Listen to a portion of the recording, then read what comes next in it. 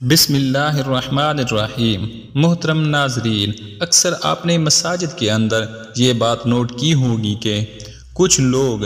بڑی تیزی کے ساتھ اپنی نماز مکمل کرتے ہیں اور یوں گمان ہوتا ہے کہ انہیں بہت زیادہ ایمرجنسی ہے، یا پھر انہیں نماز پڑھتا دیکھ کر کسی مشین کا گمان ہوتا ہے، جیسے مشین اپنی ایک مقررہ رفتار کے ساتھ کام کرتی ہے، ویسے ہی یہ لوگ اپنی ایک ہی رفتار کے ساتھ نماز ادا کرتے ہیں۔ اسی طرح سے کچھ عورتوں کو بھی دیکھا گیا ہے کہ جلدی سے وضو کیا اور پھر جلدی سے نماز ادا کی اور اپنے روزمرہ کے کام کاج میں مصروف ہو گئیں۔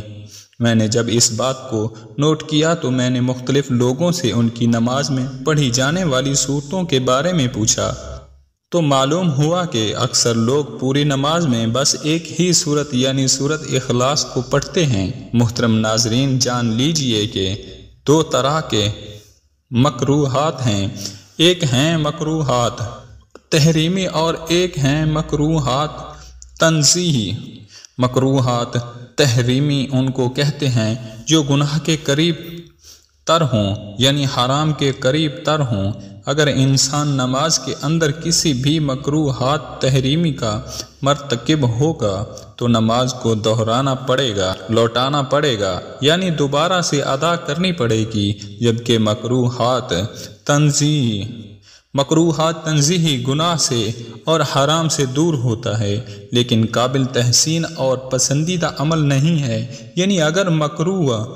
تنزیہی ہوگا تو وہ گناہ یا حرام تو نہیں ہے، لیکن وہ قابل تحسین بھی نہیں ہے۔ یعنی اگر کوئی شخص ایسے کسی عمل کی عادت بنا لے، اس کی تعریف یا حوصلہ افزائی نہیں کی جا سکتی ہے۔ مکروہات تنزیہی کے اس عمل کی ایک مثال یہ ہے کہ ہمارا گمان ہے کہ عموماً زیادہ تر لوگ، جن میں مرد اور خواتین دونوں شامل ہیں، وہ نماز کی رکعت میں ایک ہی سورت یعنی سورۃ اخلاص کی تلاوت کرتے ہیں اور اس طرح سے اپنی نماز مکمل کر لیتے ہیں، تو اس طرح سے نماز تو ادا ہو جاتی ہے، لیکن اس کو قابل تحسین یا قابل تعریف نہیں کہا جا سکتا۔ مثلا کسی نے نماز کے دو فرضوں میں پہلے سورۃ فاتحہ پڑھی اور پھر سورۃ اخلاص کو اس کے ساتھ ملایا۔ اب یہاں یہ مسئلہ بھی جان لیجئے کہ جب ہم فرض نماز ادا کرتے ہیں تو پہلی دو رکعت میں سورۃ فاتحہ کے ساتھ کوئی دوسری سورت ملاتے ہیں، جبکہ تیسری اور چوتھی رکعت میں صرف سورۃ فاتحہ کی تلاوت ہی کی جاتی ہے۔ تو جب کوئی نماز پہلی اور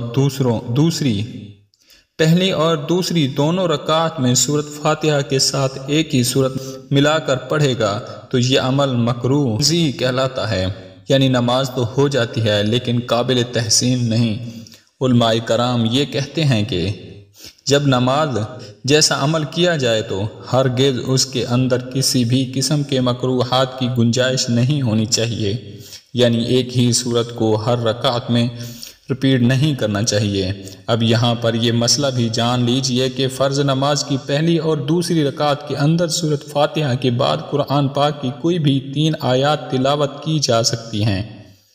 مثلا اگر آیات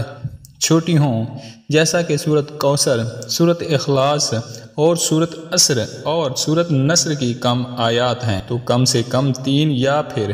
مکمل سورت کی تلاوت، اور اگر بڑی آیات ہو جو ایک ہی آیات 3 کے برابر ہو تو پھر ایک آیت کی تلاوت کرنے سے بھی نماز ادا ہو جاتی ہے، یا پھر بڑی والی 2 آیات پڑھی جا سکتی ہیں۔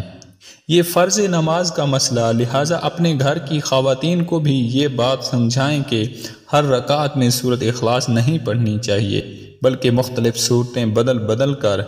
پڑھنی ہیں۔ اب آ جاتے ہیں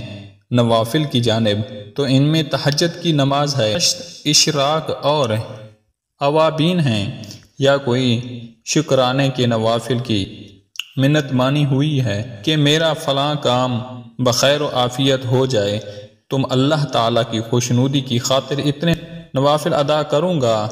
یا کروں گی، تو فرض نماز کے علاوہ جتنے بھی نمازی ہیں ان کے تمام رکعتوں میں ایک ہی صورت پڑھ سکتے ہیں، اور یہ عمل بلا کراہت ہے، یعنی اس میں کوئی کراہت اور قباحت نہیں۔ فرائض کے علاوہ دوسرے نمازوں میں ایک ہی صورت رپیٹ کرنے سے مکروہ کا کوئی اشکال نہیں ہے۔ تو مکروہ تنزیہی کا مسئلہ صرف اور صرف فرض نمازوں کے اندر ہے، تو یہ مسئلہ بہت چھوٹا سا اور باریک سا مسئلہ ہے کہ بعض اوقات لوگ کہتے ہیں کہ یہ میں نے